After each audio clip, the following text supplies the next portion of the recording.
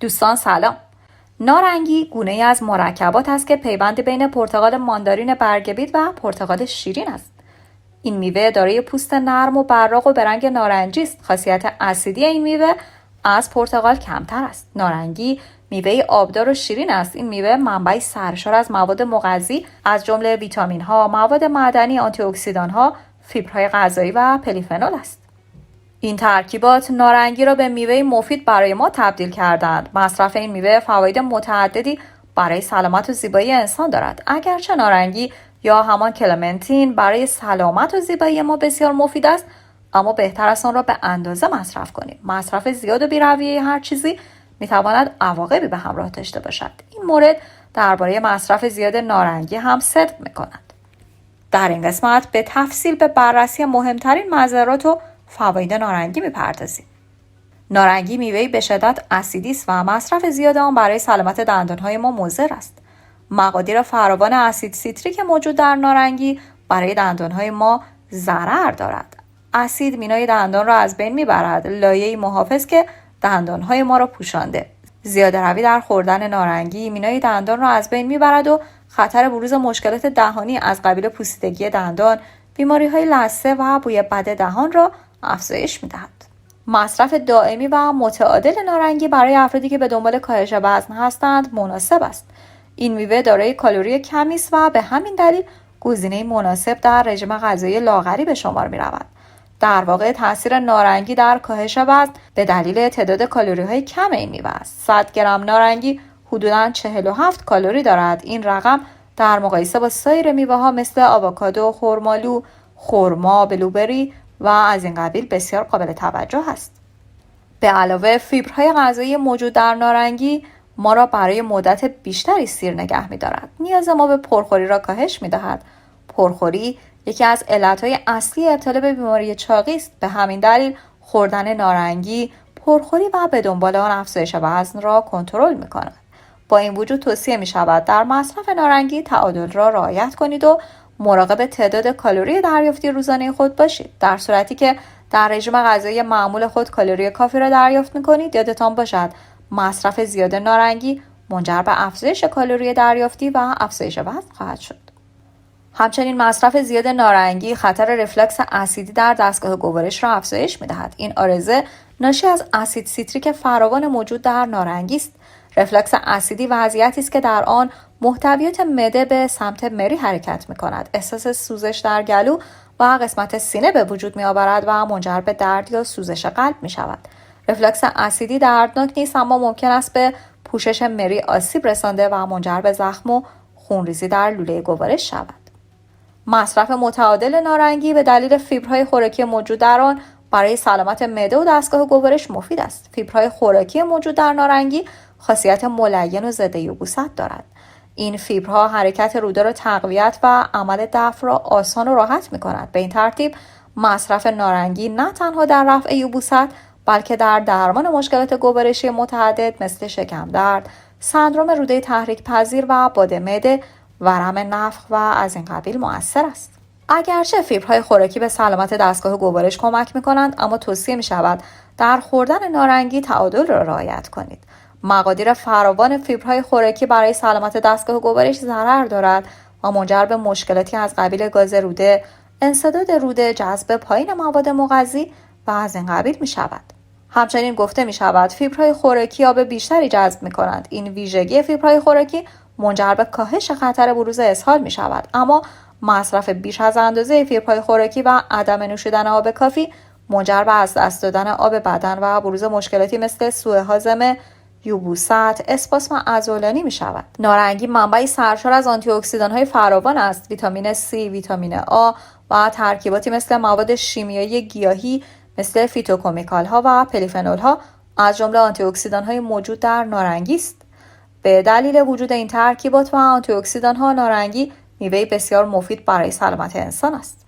آنتی اکسیدان های موجود در نارنگی با رادیکال های آزاد بدن می جنگند. آنها را به حالت موازنه در می آورند و مانع اکسیداسیون و تخریب سلول ها توسط رادیکال های آزاد می شوند و به این ترتیب خطر انواع سرطان را کاهش می دهند. آنتی اکسیدان ها برای دفع سموم از سیستم گوارشی ما مؤثر هستند و سنگینی اندام‌های حیاتی و کلیه‌های ما را کاهش می‌دهند. علاوه بر این آنتی اکسیدان‌های موجود در نارنگی فواید دیگری هم دارند. آنها سیستم ایمنی ما را تقویت می‌کنند، عملکرد شناختی را بهبود می‌دهند و سیستم قلب و عروقی را تقویت می‌کنند و خطر اختلالات ناشی از بازسازی سلول‌های عصبی را کاهش می‌دهند. اگرچه آنتی اکسیدان‌ها ترکیباتی فوق‌العاده هستند و فواید زیادی دارند، اما به این بهانه نباید در مصرف نارنگی زیاده روی کنیم. ضررهای مقادیر فراوان آنتی اکسیدان در سیستم گوارش ما بیشتر از فواید آن است. تحقیق در این باره نشان می‌دهد احتمال بروز سرطان ریه در افراد سیگاری که مکمل‌های بتا کاروتن زیادی مصرف می‌کنند بیشتر از کسانی است که مصرف نمی‌کنند. تحقیق دیگری توسط مرکز مکمل‌های خوراکی انجام شد. طبق نتایج این تحقیق، مقادیر فراوان ویتامین ای در دستگاه گوارش خطر سکته هموراژیک را افزایش می‌دهد. مقادیر فراوان و بیش از اندازه آنتی اکسیدان نه تنها سلول‌های سرطانی را مورد هدف قرار می‌دهند، بلکه سلول‌های سالم اطراف سلول‌های سرطانی را هم نشانه می‌گیرند. آسیب اکسیداتیو بر آنها وارد می‌کنند و احتمال بروز انواع سرطان را افزایش می‌دهند. نارنگی منبع سرشاری از انواع مواد مغذی است. انواع ویتامین، مواد معدنی، آنتی اکسیدان‌ها، مواد شیمیایی گیاهی، پلیفنول‌ها و فیبرهای خوراکی به وفور در این میوه موجود است. نارنگی به دلیل وجود این ترکیبات میوه مفید است و خواص دارویی و زیبایی زیادی به همراه دارد. با این وجود علیرغم اینکه نارنگی میوه خوشمزه و مغذی است، اما واکنش‌های افراد به این میوه متفاوت است. برخی افراد به این میوه حساسیت دارند و به هیچ وجه نمی‌توانند آن را مصرف کنند. در این شرایط عدم مصرف نارنگی موجب کاهش واکنش‌های آلرژی ناشی از آن می‌شود. خارش، سوزش دهان، تورم دهان و زبان و لب‌ها نمونه‌هایی از این واکنش‌های آلرژیک هستند. مصرف متعادل نارنگی موجب از بین رفتن فشار خون بالا می‌شود. یکی از رایج‌ترین معضلاتی که میلیون‌ها نفر در سرتاسر دنیا با آن دست و پنجه نرم می‌کنند. فشار خون بالا و منجر به مشکلات قلبی و عروقی از قبیل حمله قلبی، سکته قلبی، ضربان قلب نامنظم و از این قبیل می شود. مقدار قابل توجهی پتاسیم در نارنگی وجود دارد. به همین دلیل این میوه گزینه مناسب برای پایین آوردن فشار خون به شمار می رود. پتاسیم یک ماده معدنی حیاتی است و به طور طبیعی موجب گشاد شدن عروق می شود. به رگ‌های خونی آرامش می دهد، گردش خون را بهبود و خطر فشار خون بالا را کاهش می دهد. اما اگرچه نارنگی میوه مفید برای تنظیم فشار خون به شمار می رود، اما توصیه می شود در مصرف این میوه خوشمزه زیاده روی نکنید. افزایش پتاسیم در سیستم گوارش ما فشار خون را به شدت کاهش می دهد. خستگی، خواب‌آلودگی، تهوع، افسردگی و تاری دید برخی از علائم افت فشار خون هستند. به علاوه اگر شما به فشار خون بالا مبتلا هستید و دارو مصرف می کنید، توصیه می شود در مصرف نارنگی احتیاط کنید و در خوردن این میوه زیاده روی نکنید. پتاسیم فراوان با داروی شما تداخل دارویی ایجاد می کند.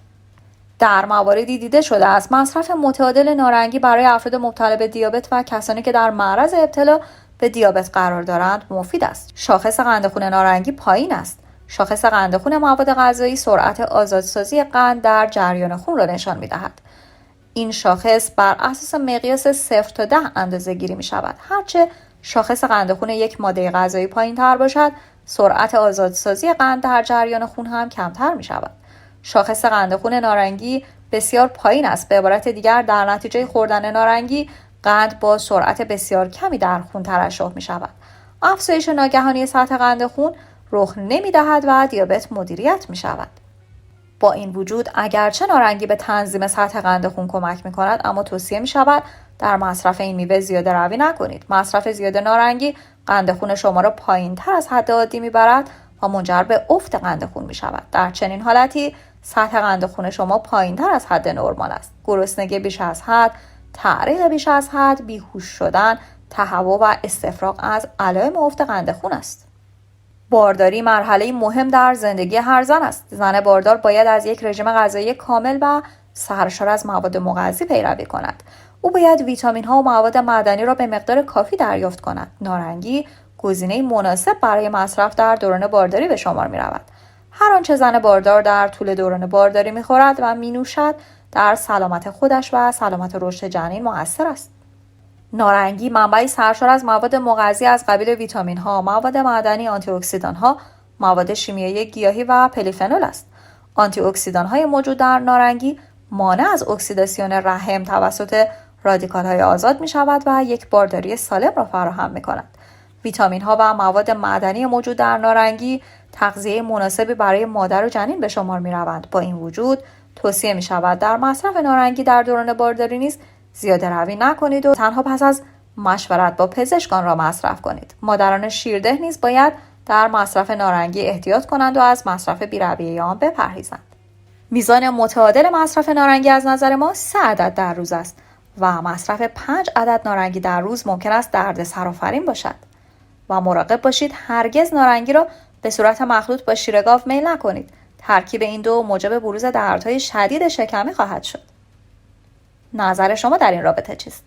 لطفاً اگر تجربیاتی در این زمینه دارید در قسمت کامنت ها با ما در میان بگذارید و برای حمایت از ما تنها کافی است این ویدیو را لایک کنید.